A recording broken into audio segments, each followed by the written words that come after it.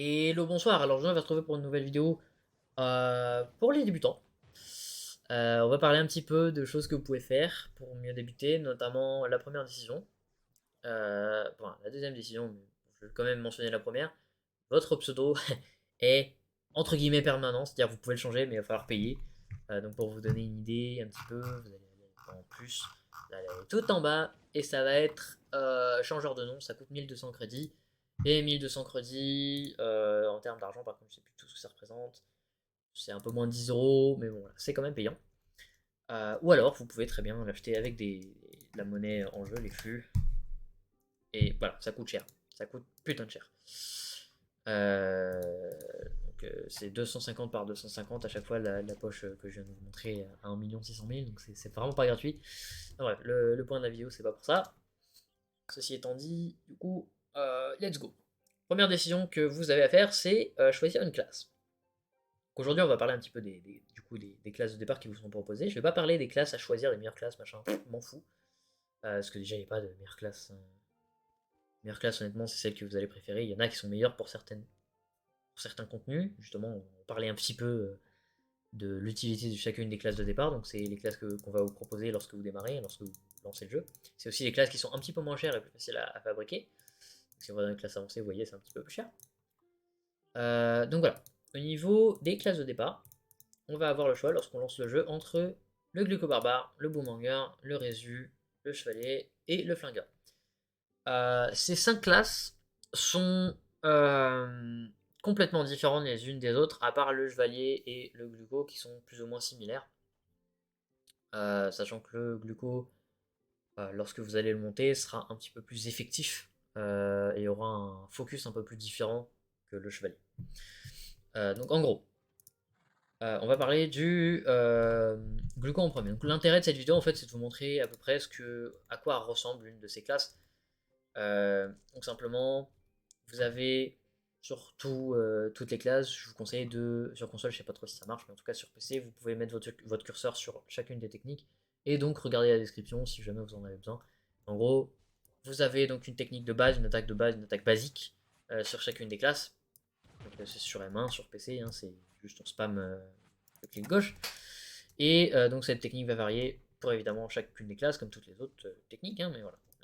L'attaque de base, c'est vraiment une attaque qui coûte rien du tout, qui juste, c'est une attaque pour taper, c'est un truc de base, voilà, point. Vous avez ensuite un passif qui varie, encore une fois, selon la classe, qui peut être extrêmement important ou non, qui influe votre façon de jouer, votre classe, et qui va vous permettre d'avoir buff, d'avoir des trucs en plus, des trucs en moins, selon ce que vous faites. Donc là, dans ce cas-là, ça va être selon la technique que vous allez utiliser. Vous allez pouvoir générer des bonbons, en fait, puisque oui, du coup c'est gluco-barbare, donc c'est du sucre. C'est un berserk, hein, concrètement, c'est un barbare, littéralement, c'est marqué dans le nom. Et le but, en gros, c'est quand vous tapez, vous avez des bonus pour taper plus fort, ou alors pour aller plus vite. Il y a deux types de bonus, enfin on en a trois, mais le troisième c'est un peu à part. Vous l'avez pas de base. Donc, vous en avez un qui augmente votre vitesse d'attaque et vos déplacements. Donc ça va être généré à l'aide par exemple, à l'aide de simplement taper. Ça va être généré avec votre ultimate et ça va être généré avec votre attaque primaire. C'est donc le petit saut que je viens de faire là, sauter.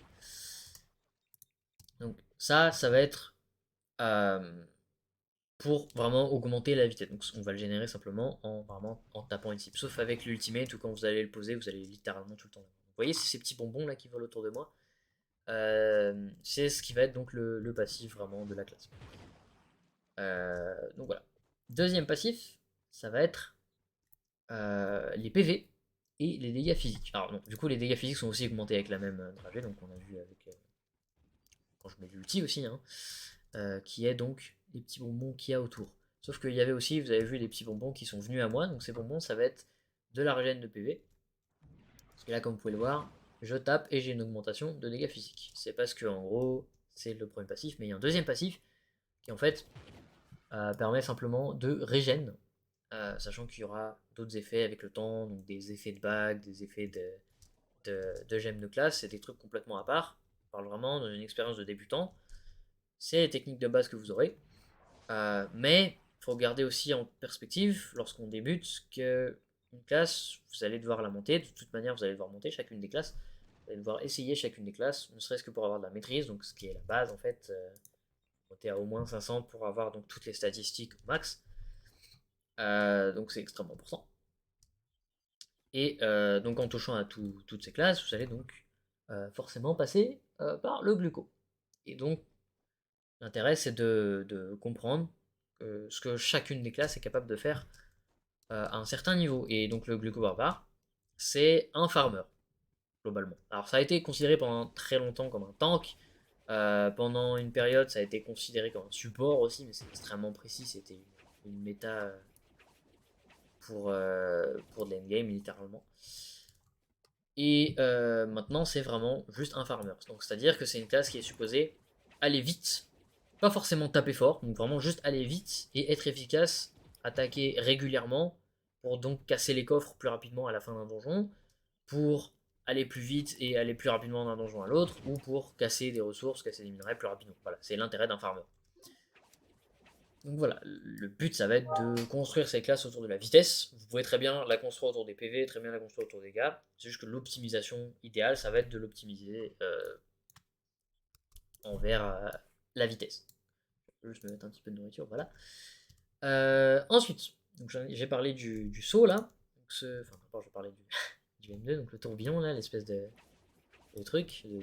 C'est le M2, voilà, c'est un tourbillon, tout simplement. Vous tapez, vous tournez sur vous-même et vous faites des dégâts autour de vous. Donc ce truc-là va générer des PV dès que vous allez infliger des dégâts.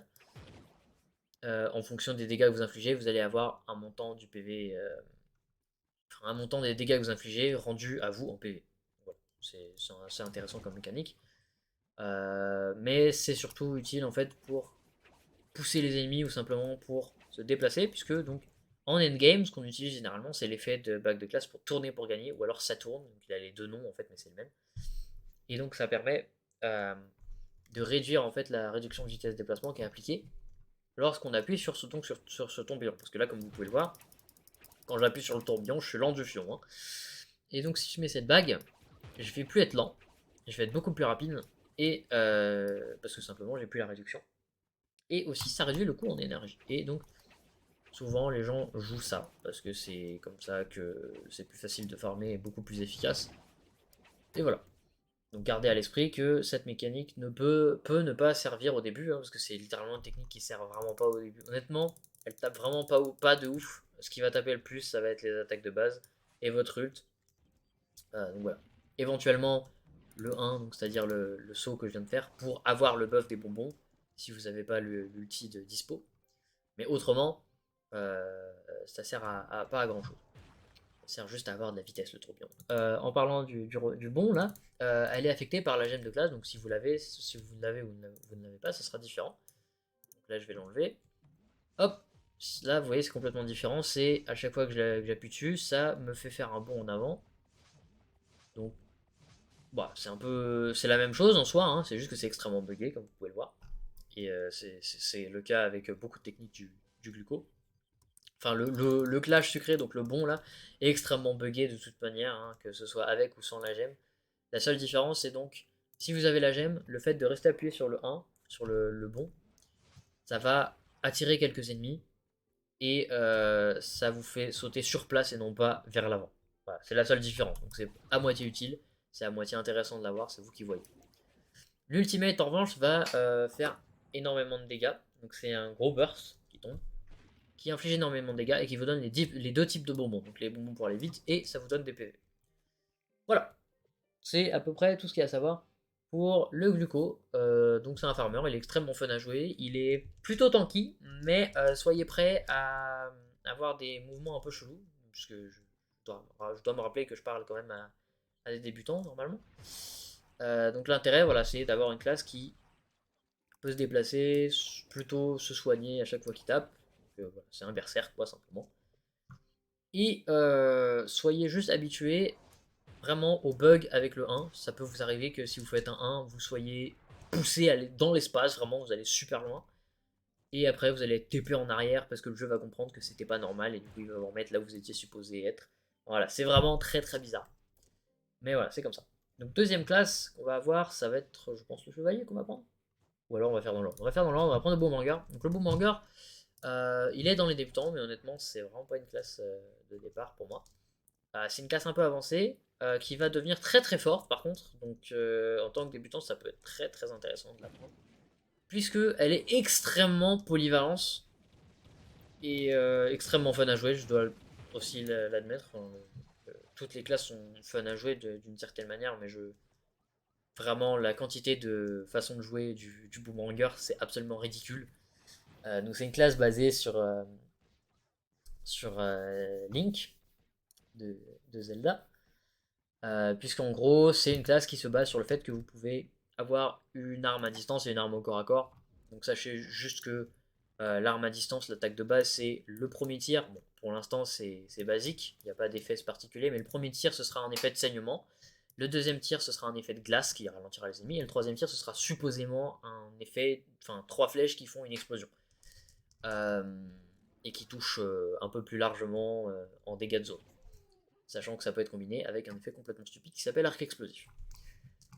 Voilà, c'est l'attaque de base. À savoir que l'attaque de base avec l'épée, c'est complètement différent. C'est simplement, il y a 2 attaques de base, donc je crois c'est droite et gauche. Et la troisième, c'est un tourbillon. Et ce tourbillon inflige des dégâts 2 fois. Sachant que ce tourbillon, avec la mise à jour qui va arriver, va appliquer au sol, là où vous avez fait votre technique. Il va y avoir un petit cyclone, une petite tornade qui va faire des dégâts sur la durée pendant un petit instant. Vous pouvez en avoir jusqu'à 2 ou 3 si vous avez une vitesse d'attaque plutôt élevée. Et voilà, c'est pas un truc qui est supposé taper très fort, c'est un truc qui est extrêmement utile en revanche pour farmer, si vous utilisez ce build. Avec donc une mécanique de boomerang qui, j'espère, du fond de mon âme va changer, mon dieu. Je ferai, si ça arrive, je ferai une autre vidéo à part entière et ce sera une énorme mise à jour, vraiment, ce sera absolument excellent. Mais donc la deuxième technique, c'est un boomerang, vous verrez. Voilà. Le passif, c'est simplement la troisième attaque, ça a un effet en plus. Et donc le passif va changer, puisque comme je vous ai dit avec l'arc, chacune des flèches a des effets différents. Et c'est le fait donc qu'il peut utiliser un arc ou une épée. Deuxième passif, enfin deuxième technique, c'est donc le secondaire, c'est l'espèce de petit boomerang qui n'utilisez jamais ce bouton, en vrai, il ne sert à rien. Avec la mise à jour, en revanche, ce que ça va être en mode distant, ça va être 3 boomerangs que vous allez lancer en un petit cône en face de vous. Ça va vous donner un petit buff de dégâts physiques si vous rattrapez le boomerang, et ça va pas traverser les ennemis, ça va infliger des dégâts à un ennemi si vous êtes au corps à corps et à plusieurs ennemis, donc encore une fois c'est un petit cône si vous êtes face à plusieurs mobs. Et voilà, ça donne aussi un buff de vitesse déplacement, donc c'est utile, j'imagine. Et donc lorsqu'on joue avec une épée, c'est un beaucoup plus gros boomerang avec la mise à jour, qui traversera les ennemis et qui revient également vers vous, hein, mais qui vous donnera exactement le même buff, mais surtout il va réduire vos temps de recharge, ce qui n'est pas le cas, ce qui ne sera pas le cas pardon, avec la version distancielle. Vous aurez 4 charges avec le boomerang distant, et vous en aurez qu'une seule avec le boomerang pardon, corps à corps. Voilà, c'est à peu près tout ce qu'il y a à savoir sur le boomerang. Il n'est pas très intéressant ni utile de l'utiliser, sauf si ça a des buffs, si ça a des changements. Dans ce cas-là, j'en parlerai. Euh, voilà. Technique principale, donc c'est la grosse bombe. Donc la grosse bombe est influencée par une gemme de classe qui change la technique en elle-même. Donc la grosse bombe à la base, c'est ceci. C'est juste une bombe qui inflige énormément de dégâts au bloc sur les côtés et au-dessus, pas en dessous, mais vraiment sur les côtés et au-dessus, ça inflige énormément de blocs, ça casse tout. Mais surtout, ça inflige pas mal de dégâts en soi. Et voilà. Maintenant, si j'ai la gemme de classe, j'ai oublié la quantité de dégâts que ça inflige, mais c'est à moitié bien. Enfin, c'est pas ouf non plus, les dégâts. Honnêtement, c'est modéré. Et donc, la grosse bombe, avec la gemme de classe, ça va faire spawn 3 petits poulets qui vont taper. Et surtout, la bombe inflige beaucoup plus de dégâts. Donc voilà, c'est plutôt cool. C'est surtout fort en monocycle, puisque donc ça va faire spawn 3 petits poulets. Donc c'est vraiment, quand je vous dis que c'est une classe qui est polyvalente, c'est pas elle va dominer quelque chose, c'est plutôt elle est forte, mais dans à peu près tout, quoi, en fait. Voilà. Maintenant, pour ce qui est de l'ulti, excusez-moi. Pour la mise à jour, la grosse bombe, donc comme elle est actuellement, comme on la voit, ça va être pour le mode corps à corps, mais pour le mode... non, pardon, c'est l'inverse, c'est pour le mode distant, mais pour le mode corps à corps, ce sera une petite bombe qui invoquera un poulet et qui infligera beaucoup moins de dégâts. Mais vous aurez 5 bombes à lancer. Voilà. C'est la petite différence, la petite nuance à avoir. Sachant qu'au passage, avec l'arc, tous les 3 tirs, vous réduirez le temps de recharge du boomerang. Et le boomerang ne réduit aucun temps de recharge. Mais le boomerang corps à corps réduit le temps de recharge des autres techniques quand vous le récupérez. C'est un peu pour ça que je vous dis, c'est pas vraiment une classe. C'est pas vraiment une classe de base. Un petit peu compliqué à comprendre. Donc voilà. Pour ce qui est de l'ulti, elle ne changera pas en fonction de votre mode de combat, donc épée ou arc, ce sera la même chose. Mais sachez que donc il y a énormément d'effets possibles. Là pour l'instant il y en a 3, mais avec la mise à jour il y en aura beaucoup plus. Il y aura donc un effet de buff de dégâts physiques, il y aura de la réduction de temps de recharge, il y aura des PV, il y aura l'invocation du familier du Solarion, donc qui inflige des dégâts sur la durée et qui tape. Et vous aurez l'invocation de Chuck Pinzo qui est complètement stupide, c'est un mignon qui tape super fort. Vous aurez l'invocation de poulet supplémentaire. Vous aurez. Qu'est-ce qu'il y a d'autre Je crois que c'est tout. Vous aurez une yoke qui peut tomber du ciel. Voilà, je crois que j'ai fait le tour. Et surtout, il y a un dernier effet qui est donc chaque bombe que vous lancez, parce que vous allez voir, donc l'ulti en gros se sépare en un seul effet, mais réparti en plusieurs fois. Donc, vous avez vu, il y a 7 petites bombes qui sont lancées après le lancer de la grosse bombe, comme vous pouvez le voir là. C'est un effet comme un autre, le fait qu'il y ait 7 bombes. Mais donc, un de ces effets, ça peut être que chacune de ces bombes invoque un effet supplémentaire. Sachant que donc, si vous combinez cette technique avec une autre bague qui s'appelle urne surchargée, je sais plus. Enfin, en gros, c'est une urne qui a 2 effets au lieu d'un. Ça permet donc à la bague de pouvoir, enfin à l'ulti, de pouvoir coup sur coup déclencher une autre ulti qui déclenche une autre ulti et ça se lance mais super loin, ça va à l'infini comme ça. Et c'est vraiment chaque bombe, c'est un peu la même chose qu'en fait la bombe que vous avez vue juste avant, les 7 bombes là. Mais c'est pas tout à fait la même chose, elles sont plus petites et chacune de ces bombes là pour le coup fait un effet différent. C'est complètement stupide, ça peut s'enchaîner à l'infini. Voilà. C'est à peu près tout ce que j'ai à dire dessus. C'est extrêmement pété comme technique. Mais gardez à l'esprit que c'est plus un DPS de zone, mais ça peut aussi être un farmer du coup avec le rework, puisque donc il y aura un buff avec le boomerang, notamment le boomerang de corps à corps. Dites-vous juste que si vous utilisez une épée, vous serez plus un farmer moins performant que certaines classes qui sont spécifiquement des farmers, comme le gluco du coup. Mais vous pouvez toujours utiliser la version DPS, c'est-à-dire d'utiliser un arc, combiné par exemple avec l'arc explosif ou l'effet de l'urne, qui permet d'avoir des effets supplémentaires ou d'avoir une explosion pour chaque ennemi touché par une flèche. Ce qui s'applique également à la 3ème flèche d'ailleurs au passage, parce que le 3ème tir de l'arc, c'est il y a 3 flèches littéralement qui partent. C'est donc 3 flèches multipliées par le nombre de cibles. C'est complètement stupide, puisque ça déclenche une explosion à chaque flèche. Voilà, c'est vraiment un DPS de zone. Ça tape fort en zone, point. Ça peut taper très fort en mono avec la mise à jour qui arrive. Mais voilà, c'est à vous de voir ce que vous voulez jouer. Pour moi, c'est vraiment pas une classe de base, donc je vous conseille pas de la jouer en débutant. C'est vraiment, elle tape très fort. Par contre, ça, je peux vous conseiller de la prendre pour ça. Mais vous la prenez pas pour vous dire que c'est une classe qui est simple à jouer. Ça l'est vraiment pas. C'est une classe qui est compliquée, qui a des builds chiants. Enfin, c'est vraiment pas évident à jouer par rapport aux autres classes. Ensuite, on a le résu. Donc le résu, il est très simple. On va aller dessus brièvement parce que la vidéo est très longue. Donc le résu, c'est un invocateur des morts. Donc j'espère que de toute façon, il va changer. Il va avoir un rework au bout d'un moment. Mais en gros, c'est un invocateur de mort. Son passif qui joue littéralement sur sa façon de jouer, c'est des âmes qui volent autour de vous, qui se régénèrent de temps en temps, mais aussi à chaque fois que vous tuez un ennemi, vous allez avoir une âme en plus. Vous pouvez avoir jusqu'à 3 âmes actives en même temps autour de vous. Chaque âme, en gros, ça va vous permettre d'appuyer sur M2, d'appuyer sur la petite invocation de squelette en fait. Et ces petits squelettes, vous pouvez les soigner avec votre attaque de base, mais aussi vous pouvez infliger des dégâts avec votre attaque de base. Et concrètement, à chaque fois que vous tuez un ennemi ou à chaque fois que vous avez un minion qui meurt, notamment la gemme de classe, vous verrez, où vous n'avez plus d'énergie, enfin voilà. Chaque fois que vous faites certaines actions, vous allez avoir une âme. Et en gros, vous pouvez avoir jusqu'à 6 minions. 6 petits squelettes comme ça. Et ces 6 squelettes peuvent être renforcés avec donc une barre violette en invoquant 6 autres squelettes par-dessus. C'est un peu chiant. C'est de la merde, honnêtement.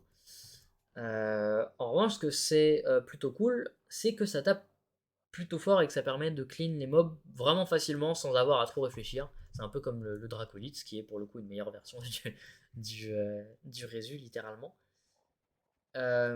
Puisque donc voilà, tout simplement vous jouez avec vos minions et le but c'est d'avoir des minions à l'arrière, donc les petits squelettes qui clean les mobs, notamment fouille, c'est extrêmement utile, c'est un farmer de fouille, hein, concrètement le Résu et le Draco.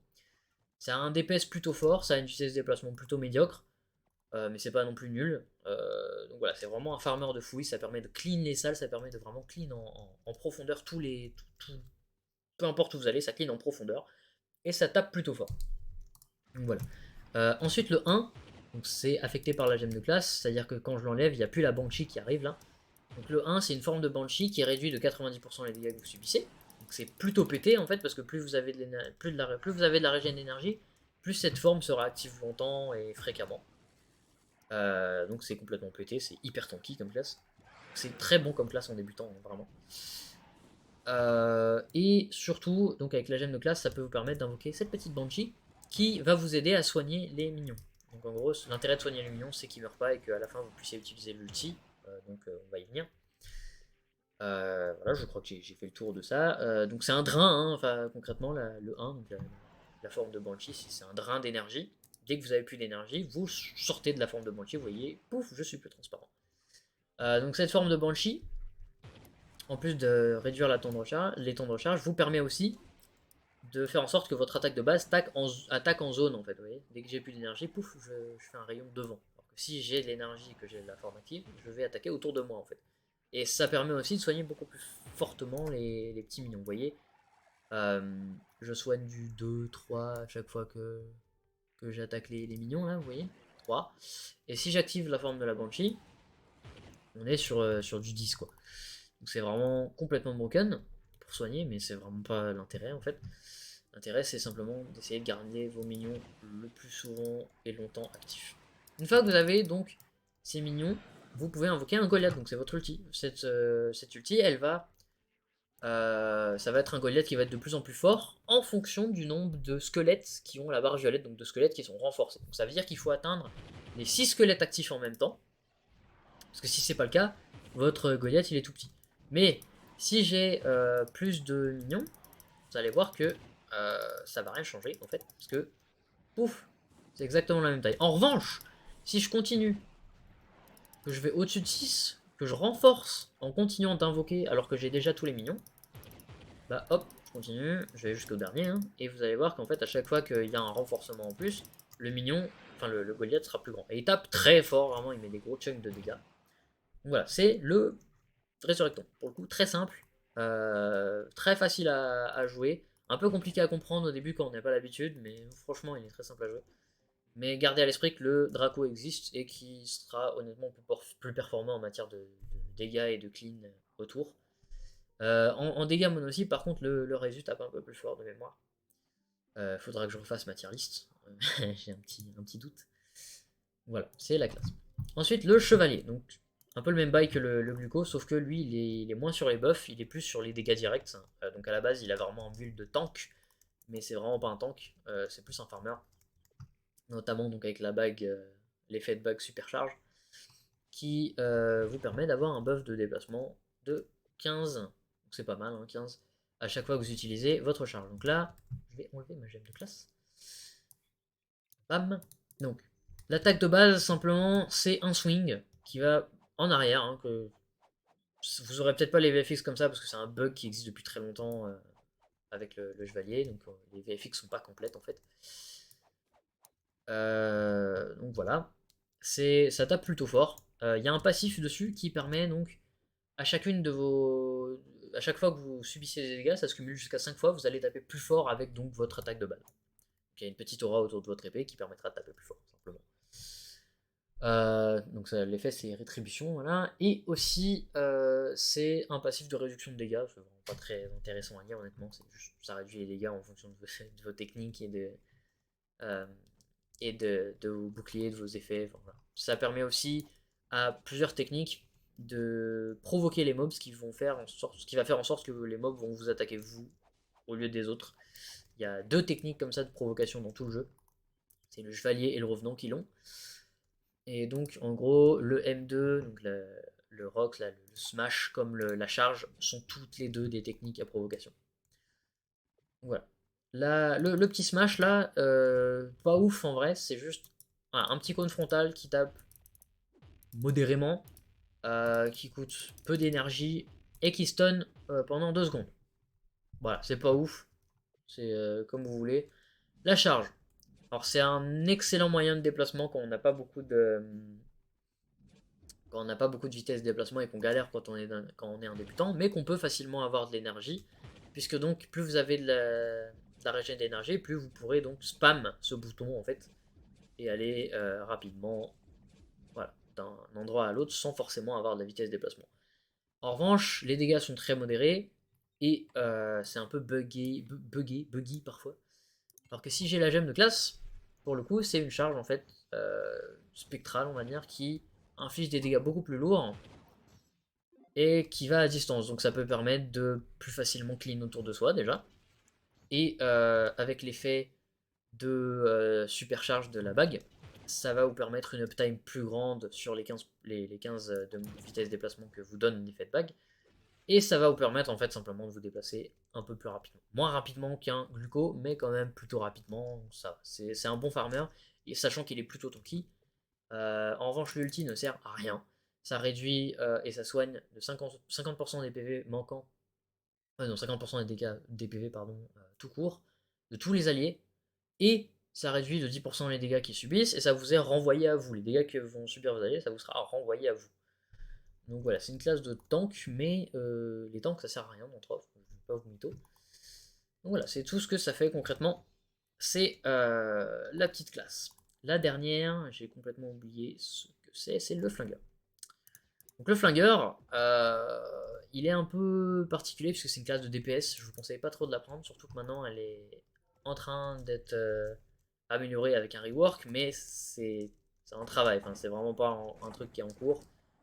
Donc ça va mettre du temps, donc je vous conseille de ne pas la prendre simplement. Mais sachez simplement que c'est une classe qui est un peu complexe à jouer aussi, hein, de toute façon, comme le boomerang, puisque c'est une classe qui tourne énormément autour de la gestion de vos potions, la gestion de vos dégâts, la gestion de votre ulti, et voilà.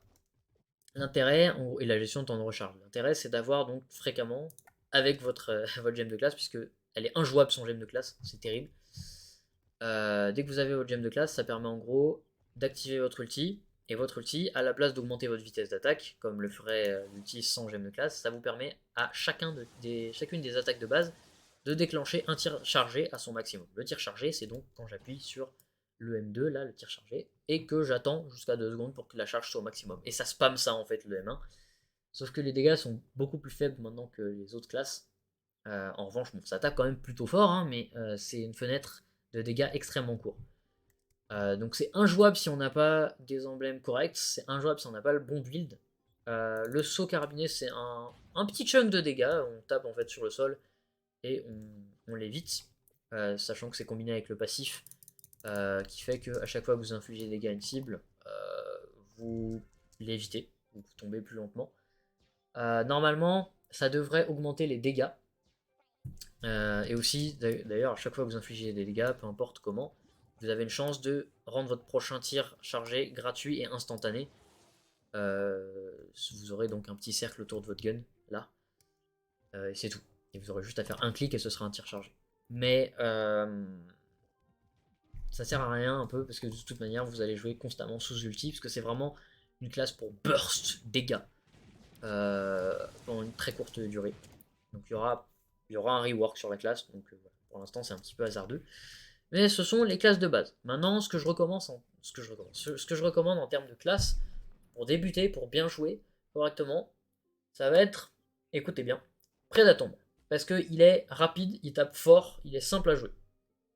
On peut le jouer de plusieurs manières, on peut le jouer full DPS qui est peu recommandé, et full farm, ce qui est extrêmement OP, puisqu'il peut tirer à travers les murs, il peut stun pendant très longtemps, il fait des dégâts de zone, enfin voilà, il est vraiment très très bien. Ensuite, ça va être le Resurrectombe si vous avez du mal avec vos PV.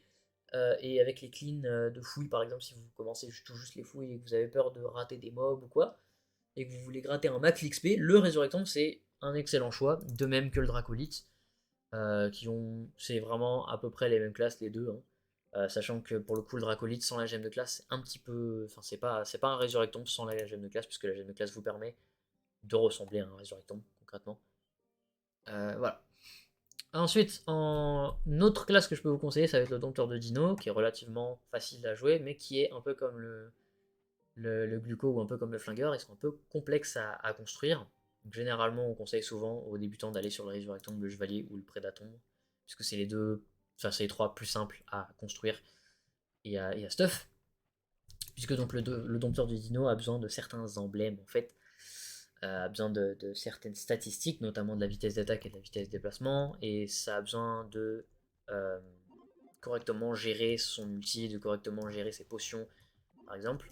Vous savez peut-être pas que pour avoir constamment l'ulti, il faut utiliser pendant votre ulti au moins 2 potions avec l'emblème chronomantique et la gemme de classe active. Voilà, c'est un détail à la con, mais c'est des petits trucs comme ça qui peuvent vous rendre le gameplay un petit peu plus chiant. Le lancer lunaire, je conseille pas en tant que débutant, mais sachez que c'est la classe la plus rapide du jeu. Voilà. Enfin, la deuxième classe la plus rapide du jeu, techniquement. Mais c'est la classe qui peut appliquer cette vitesse la plus rapide du jeu. La seule qui peut aller aussi vite, en fait, en farm. Parce que techniquement, c'est le Draco la classe la plus rapide du jeu, mais ça n'arrive jamais, hein, concrètement. Le Revenant, non. Je déconseille en débutant. Cryosage, pareil, je déconseille en débutant. Il est possible à jouer, il tape plutôt fort, mais ça manque de dégâts et enfin, de dégâts de zone en tant que débutant. C'est un spam. En fait, le Cryosage, c'est un spam. Enfin, c'est vraiment un DPS de zone et je conseille pas vraiment quand on débute de le jouer. C'est polyvalent, mais c'est pas évident à jouer, je trouve, pour un débutant. Je conseille pas, c'est pas non plus plus rapide qu'une autre. Donc bon, bof. Chloro, certainement pas. Solarion, c'est une excellente classe pour DPS, mais vous pourrez probablement pas y avoir accès. Non, mais si vous comptez l'acheter, c'est un bon achat, c'est une classe de DPS vraiment. Euh, Boomerang, encore une fois, dégâts de zone, un peu comme le cryo. C'est l'égal du cryo, mais en physique. Le cryosage, c'est magique. La fée, c'est en chemin pour un rework, mais pour l'instant, c'est vraiment pas ouf. Ça va être un DPS, hein. Résu, encore une fois conseillé. Bard, peu conseillé, c'est un farmer. Facile à jouer, mais vraiment pas très efficace par rapport aux autres farmers. Voilà, revenant, bof, moyen, hein, vraiment. Vraiment pas rapide, du moins pas très rapide. Il n'a pas de buff de vitesse de déplacement, il tape modérément fort. Il est dans la moyenne, quoi. Il est bien. Il est bien, mais c'est pas transcendantal non plus. Voilà. D'ailleurs, c'est lunaire tape très fort et va très vite, mais il est compliqué à jouer. Et à build, parce qu'il est extrêmement précis pour le coup à build. L'avant-gardien, pas ouf, plutôt rapide, mais complexe à jouer d'ailleurs si on veut l'optimiser. C'était un DPS à un moment, mais c'est vraiment pas ouf comme classe. C'est un, c'est un farmer, mais vraiment pas terrible. J'espère qu'il va avoir un rework au bout d'un moment plutôt conséquent. Donc Gluco Barbare, je conseille pas trop, c'est pour les farmers expérimentés à mon avis. C'est absolument incroyable. C'est au même niveau que le lancer lunaire à mon avis. C'est un peu moins que le lancer lunaire, mais beaucoup plus fun à jouer, beaucoup plus facile à jouer. Et voilà. Pour moi, c'est le Gluco, mais je conseille pas tout de suite. Le chevalier, c'est encore une fois, comme le résu, bon à jouer. C'est vous qui voyez. Le capitaine pirate, c'est un énorme DPS. C'est un peu comme le flingueur. Il est un peu laissé à l'arrière, mais il tape quand même très fort. Il est très sous-estimé, notamment en zone. Il est énormément sous-estimé en zone et en mono-cible. Il tape plutôt fort, à peu près au même niveau qu'un chloro. Moins qu'un chloro, mais à peu près au même niveau. Le chloro, c'est un pur DPS, vraiment. Mono-cible, c'est magnifique. Pareil pour le Solarium, pur DPS mono-cible. Donc flingueur, DPS standard, c'est un DPS de zone comme mono-cible, c'est un avantage qu'il a. Mais extrêmement compliqué à jouer, extrêmement dépendant des potions, des emblèmes, extrêmement dépendant de son build. très frustrant, très, très lent, pas de vitesse de déplacement, voilà, c'est vraiment pas conseillé pour moi de jouer flingueur quand on est un débutant, mais c'est une classe qui est valable comme toutes les autres classes du jeu évidemment. Le Néon Ninja c'est une classe qui de base est rapide, mais qui déteint un peu sur des classes comme le Gluco, comme le Chevalier, comme le Résu, comme le Preda, qui sont extrêmement simples à jouer et plus performantes en matière de dégâts. Mais le Néon Ninja avait l'avantage de pouvoir être plus rapide. Maintenant, c'est plus le cas, il est plus aussi rapide et il tape vraiment pas ouf. Il aura un rework à terme aussi, ça je le sais pour le coup. Euh, je pensais pas, mais ils ont prévu de faire un rework dessus. De toute façon, ils veulent rework toutes les classes au final. C'est une bonne classe, dans le sens où c'est pratique pour aller vite, mais c'est absolument pas une bonne classe de débutant. Parce que c'est une classe qui a besoin de bonnes stats, et c'est pour moi une classe qui a besoin d'avoir un autre farmer ou d'avoir un autre perso qui n'est pas un farmer pour pouvoir, avec cette classe, stuff le ninja. Voilà, donc c'est pas non plus une classe qui est la meilleure du tout, elle est tranquille, mais c'est pas non plus absolument incroyable à jouer. Voilà. Ceci étant dit, j'espère que cette vidéo vous aura été utile. Salut tout le monde, bye. Si vous avez des questions, n'hésitez surtout pas, je vais faire une petite série comme ça sur les débutants. Bye tout le monde.